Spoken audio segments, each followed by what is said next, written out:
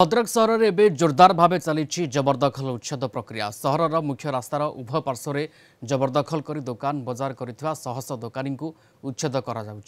भद्रक सहर बाईपास ठारे 5टी परिवार रुवा स्थान उच्छेद कर दीर्घ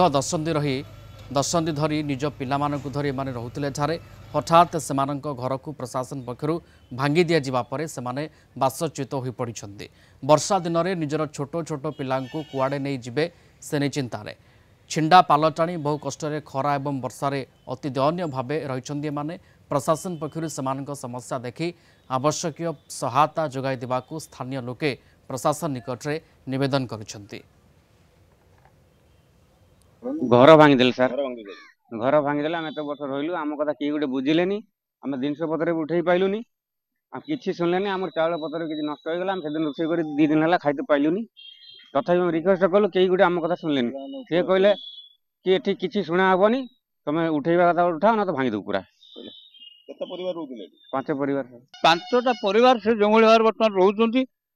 पिलापी मान 3 दिन है खाइबा ना पिला माने बर्तमान ज्वर सब पड़ी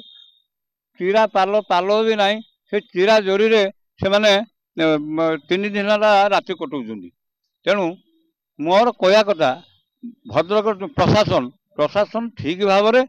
जिलापाल महाशय अच्छा से सौर्य सहित चिंता करूँ कार भांगा उचित।